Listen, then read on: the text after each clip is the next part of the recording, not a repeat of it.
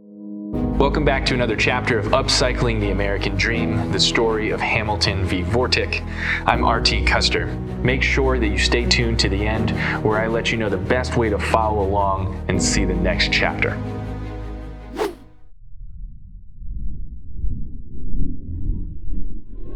So Rob, you mentioned, and we've talked about this a lot, is the fact that it felt like no one was writing about us.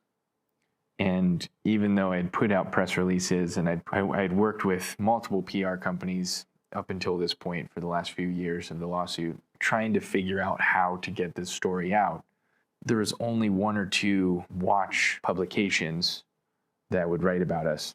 I do want to take this opportunity to shout out Gary Goodvanis. Remember Gary? Yeah.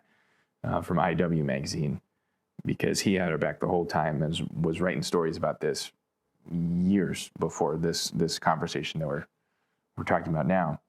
But besides him and a very small few, most people wouldn't cover the story. Back then, I was so frustrated by that. And people like you told me the obvious, which is, well, follow the money. You know, where, like, it's sad, but Hamilton's owned by Swatch. And Swatch pays a lot of money to a lot of different places to get advertisements and press coverage. And there's no way we can win that battle.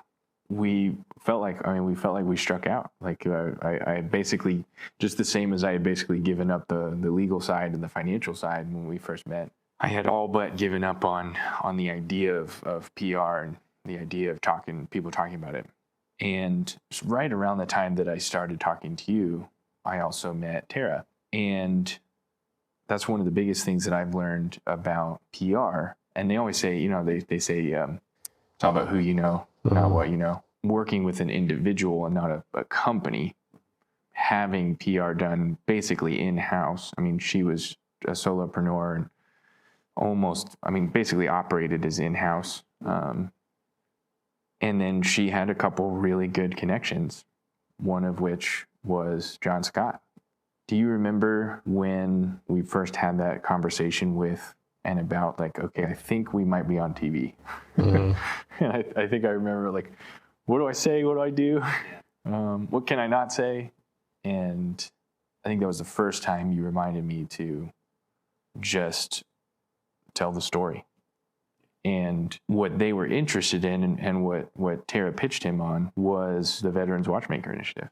And like you said, I think that was when my perspective on all this changed, is when I met Sam and learned about that school. I mean, it was a no-brainer. It was just like, okay, let's give a percentage of the military edition to a school in Delaware that teaches U.S. military vets how to be watchmakers. Like, the Veterans Watchmaker Initiative is the perfect charity, the perfect cause.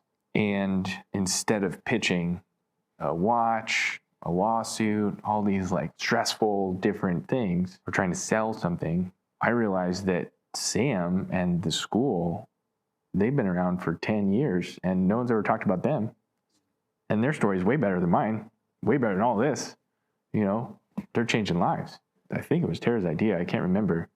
But we repositioned the whole story to, it's not about watches. It's not about Vortic. It's not about the lawsuit.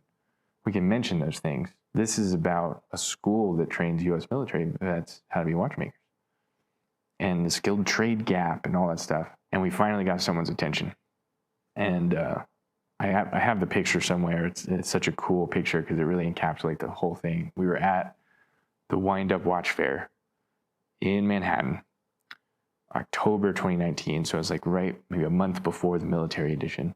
And a full-on national TV news crew walks in the door. And they walk past everybody else. They walk right up to us, and he puts that big Fox News microphone in my face, and I told the story. And I have no idea what I said.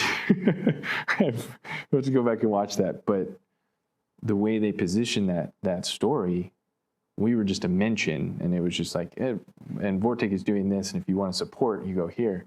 But they told the story of the Veterans Watchmaker Initiative on national TV for 6 minutes on a Sunday in prime time. Again, that was such a huge inflection point, like changed my life, changed the trajectory of the whole company. Mm-hmm. We were getting emails for months after that saying, how do we support people the donations just started pouring into the school separately. 6 minutes of national TV.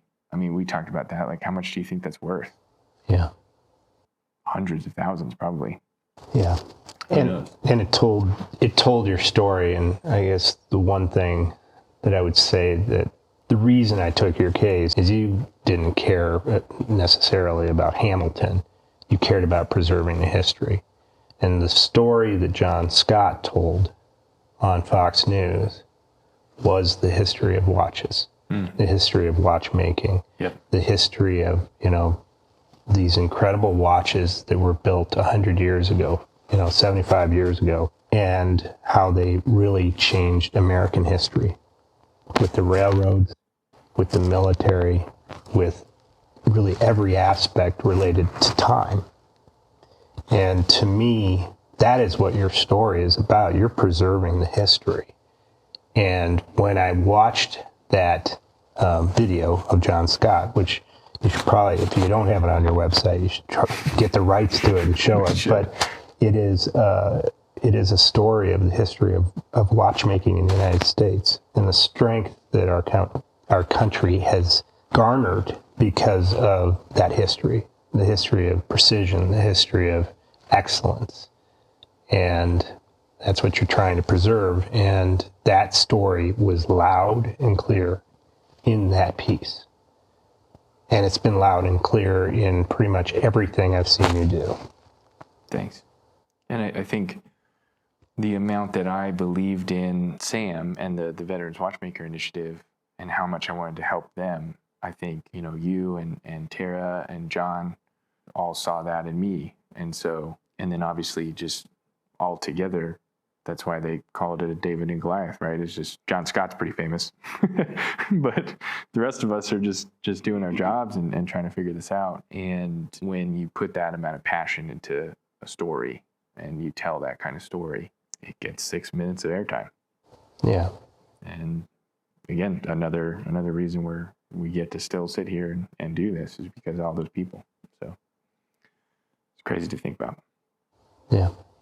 Well, and harkening back to the David and Goliath story, when you look at that story, you have military might, and you call that the litigation.